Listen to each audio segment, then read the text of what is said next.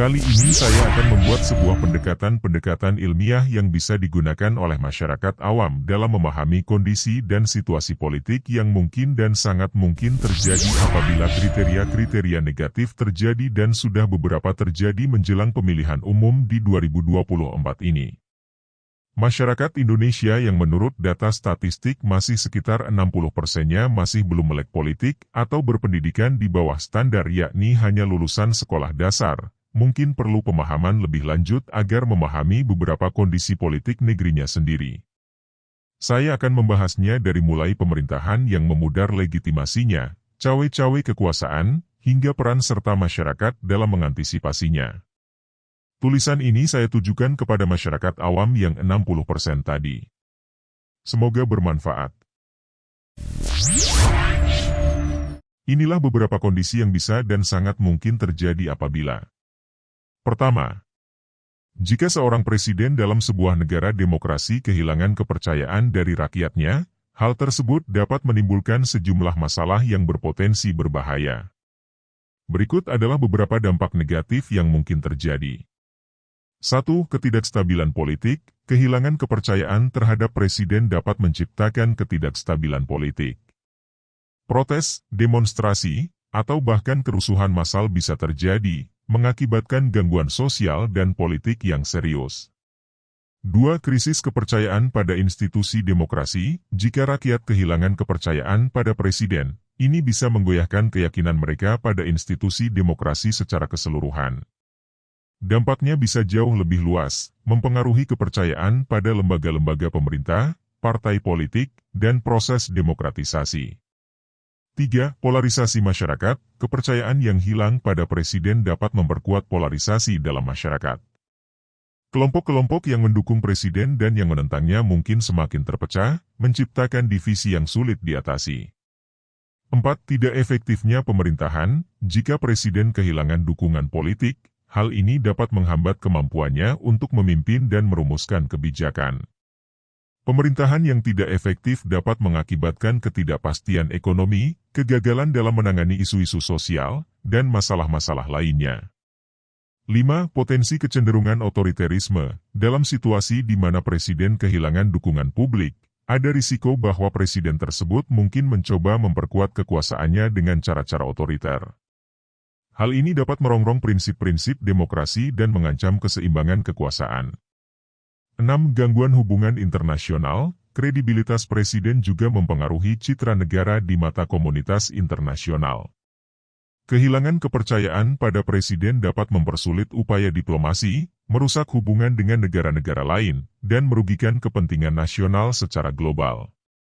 Penting untuk dicatat bahwa dampak-dampak ini dapat bervariasi tergantung pada sejumlah faktor, termasuk sejauh mana kehilangan kepercayaan itu terjadi dan bagaimana pemerintah dan masyarakat bereaksi terhadap situasi tersebut. Mekanisme demokratis, seperti pemilihan dan kontrol konstitusional, diharapkan dapat menyediakan jalur untuk mengatasi krisis politik semacam itu. Partisipasi kekuasaan atau presiden yang terlibat secara tidak fair atau berpihak pada salah satu pasangan calon dalam proses pemilihan umum dapat memiliki dampak serius pada integritas demokrasi dan stabilitas politik. Berikut adalah beberapa dampak yang mungkin terjadi. 1. Ketidaksetaraan dalam pemilihan. Pemilihan umum seharusnya menjadi proses yang adil dan setara bagi semua calon. Jika presiden turut campur tangan dan mendukung secara tidak fair satu pasangan calon, hal ini dapat merusak integritas pemilihan dan menciptakan ketidaksetaraan di antara calon. 2. Kehilangan kepercayaan publik. Keterlibatan presiden dalam mendukung secara tidak fair dapat menyebabkan kehilangan kepercayaan publik terhadap proses pemilihan dan pemerintahan. Rakyat mungkin merasa bahwa pemilihan tidak adil dan bahwa suara mereka tidak dihargai. 3. Polarisasi masyarakat. Terlibatnya presiden secara tidak adil dalam pemilihan dapat memperkuat polarisasi dalam masyarakat. Hal ini bisa meningkatkan ketegangan politik dan sosial serta memperdalam perpecahan antar kelompok masyarakat. 4. Ketidakstabilan politik. Ketidaksetaraan dan kontroversi dalam proses pemilihan dapat menciptakan ketidakstabilan politik. Masyarakat yang merasa tidak puas dengan hasil pemilihan dapat melakukan protes, demonstrasi, atau bahkan mogok politik, yang semuanya dapat mengancam stabilitas negara. 5. Dampak pada legitimasi pemerintah. Keterlibatan presiden yang tidak fair dapat merugikan legitimasi pemerintah yang terpilih. Jika masyarakat percaya bahwa pemilihan tidak adil, pemerintahan yang terbentuk mungkin dianggap kurang sah, mengurangi daya tarik dan dukungan publik. 6. Potensi konflik. Situasi di mana presiden berpihak secara tidak fair dapat menciptakan konflik politik yang lebih besar. Kemarahan dan ketidakpuasan masyarakat bisa menjadi pemicu potensial untuk konflik internal yang lebih serius. 7. Dampak internasional. Keterlibatan presiden yang tidak fair dapat merugikan citra negara di mata komunitas internasional. Ini bisa mempengaruhi hubungan diplomatik dan kerjasama internasional, membahayakan posisi negara di panggung global. Untuk menjaga kesehatan demokrasi, penting bagi semua pihak, termasuk presiden, untuk menghormati prinsip-prinsip demokrasi, keadilan, dan keberagaman, serta memastikan bahwa proses pemilihan berlangsung secara adil dan transparan. Mekanisme demokratis dan lembaga-lembaga pengawas independen dapat membantu mencegah intervensi yang tidak fair dalam pemilihan. Celah atau taktik curang dalam proses pemilihan umum dapat bervariasi tergantung pada kondisi politik dan hukum suatu negara.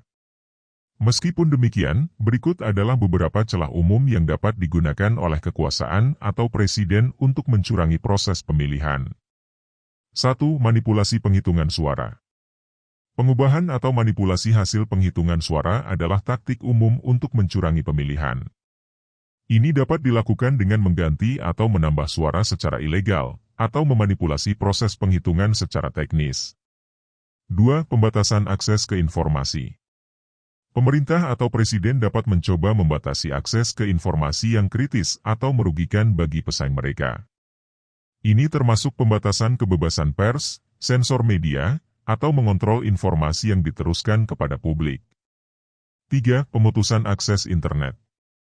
Memutuskan akses internet atau media sosial dapat menjadi cara untuk menghalangi komunikasi dan mobilitas informasi yang dapat mempengaruhi kemampuan pesaing untuk berkomunikasi dengan pemilih atau untuk mengorganisir dukungan. 4. Pemaksaan atau intimidasi pemilih. Menggunakan kekuatan atau intimidasi untuk memaksa pemilih memilih calon tertentu atau untuk menghentikan partisipasi pemilih yang mungkin mendukung pesaing. 5. Manipulasi hukum pemilihan. Mengubah hukum pemilihan atau sistem pemilihan untuk keuntungan politik, seperti mengubah aturan terkait daerah pemilihan, batas usia, atau persyaratan kelayakan. 6. Pencoretan pemilih dari daftar pemilih. Menghapus nama pemilih dari daftar pemilih secara ilegal atau dengan alasan yang tidak sah untuk memengaruhi komposisi pemilih. 7. Pembelian suara atau pengaruh keuangan. Penggunaan dana ilegal untuk membeli suara, memberikan imbalan, atau memengaruhi pemilih, partai politik, atau lembaga pemilihan. 8. Manipulasi sumber daya publik. Memanfaatkan sumber daya publik, seperti perangkat birokrasi atau anggaran pemerintah, untuk kepentingan politik pribadi atau partai. 9. Penggunaan aparat keamanan. Mencoba menggunakan aparat keamanan untuk mengancam atau menekan pesaing politik atau kelompok masyarakat yang kritis terhadap pemerintah. 10. Pembatasan hak pilih. Membatasi hak pilih kelompok tertentu, seperti kelompok etnis atau agama tertentu, dengan alasan yang tidak adil atau diskriminatif. Penting untuk dicatat bahwa upaya-upaya semacam ini melanggar prinsip-prinsip demokrasi dan dapat merugikan integritas pemilihan serta melemahkan kepercayaan masyarakat pada sistem politik. Mekanisme pengawasan independen, kebebasan pers, dan partisipasi aktif masyarakat sipil dapat membantu mencegah dan menanggulangi upaya-upaya curang tersebut.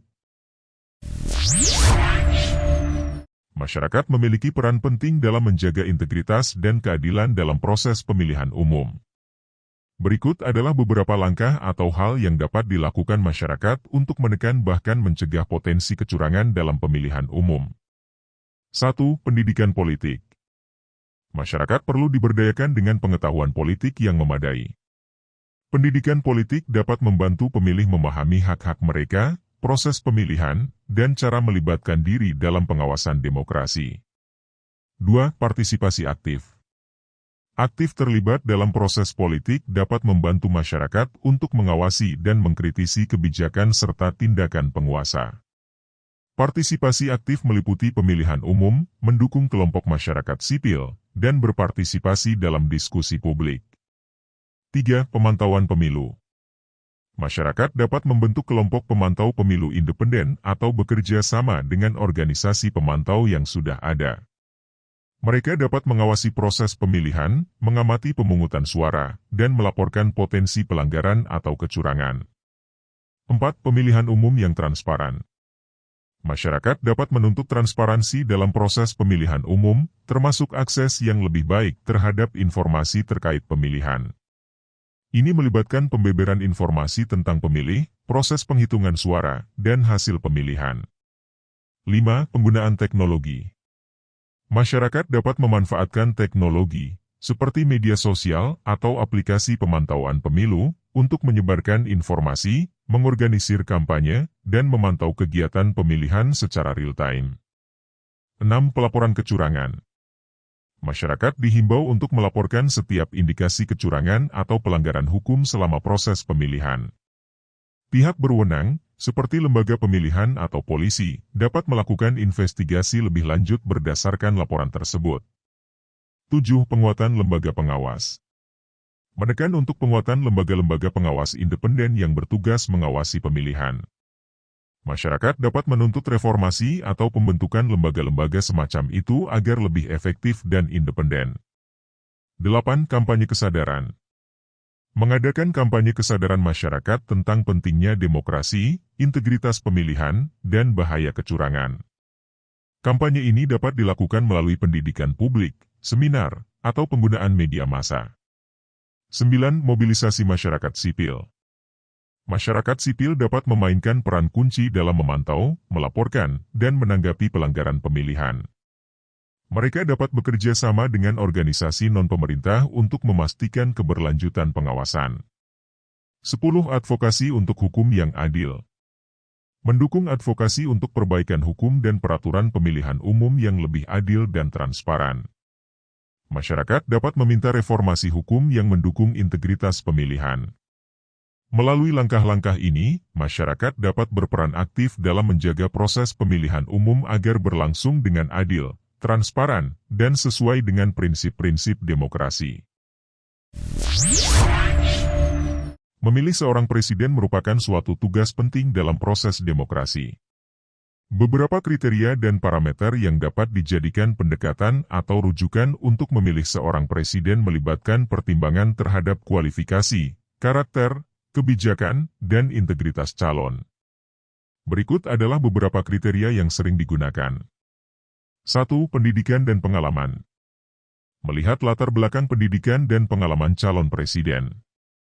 Kualifikasi akademis dan rekam jejak profesional dapat memberikan gambaran tentang kemampuan dan kesiapan calon untuk memimpin. 2. Rekam jejak publik. Mengevaluasi rekam jejak publik calon, termasuk pengalaman politik, keberhasilan atau kegagalan dalam jabatan-jabatan sebelumnya, dan kontribusinya terhadap masyarakat atau negara. 3. Kepemimpinan. Memahami kualitas kepemimpinan calon, termasuk kemampuan untuk menginspirasi, memotivasi, dan mengoordinasikan upaya untuk mencapai tujuan bersama. 4. Integritas dan etika. Menilai tingkat integritas dan etika calon. Kejujuran, keterbukaan, dan kepatuhan terhadap standar etika adalah faktor penting dalam menentukan kepercayaan publik. 5. Visi dan kebijakan.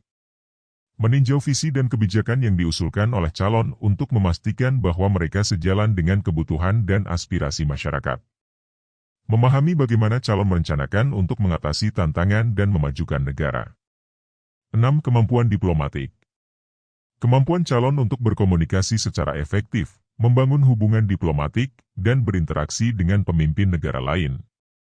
Keterampilan diplomasi dapat menjadi aset penting dalam hubungan internasional. 7. Kepekaan sosial. Menilai kepekaan calon terhadap isu-isu sosial dan keadilan, serta kemampuannya untuk mewakili kepentingan semua lapisan masyarakat. 8. Kemampuan memimpin krisis. Menilai kemampuan calon untuk mengelola dan memimpin dalam situasi krisis. Kemampuan pengambilan keputusan yang cepat dan efektif dapat menjadi kriteria penting. 9. Kemampuan memahami isu global. Memahami sejauh mana calon memiliki pemahaman terhadap isu-isu global dan bagaimana mereka berencana untuk berkontribusi dalam skala internasional. 10. Kemampuan berkomunikasi. Kemampuan calon untuk berkomunikasi dengan jelas dan efektif kepada masyarakat. Transparansi dan keterbukaan dalam berkomunikasi dapat membangun kepercayaan dan mendukung pemahaman publik. 11. Inklusivitas. Memeriksa sejauh mana calon berkomitmen untuk menciptakan pemerintahan yang inklusif dan mewakili berbagai lapisan masyarakat, termasuk suara-suara minoritas. 12. Reaksi terhadap kritik. Menilai cara calon merespon kritik dan tuntutan dari masyarakat dan oposisi. Sikap terbuka terhadap kritik dapat menjadi indikasi kematangan dan kemampuan untuk beradaptasi. Kriteria-kriteria ini bersifat umum dan dapat disesuaikan dengan kebutuhan dan nilai-nilai spesifik suatu masyarakat. Pemilih yang cermat dan terinformasi berperan penting dalam memilih pemimpin yang dapat memenuhi tuntutan dan harapan masyarakat.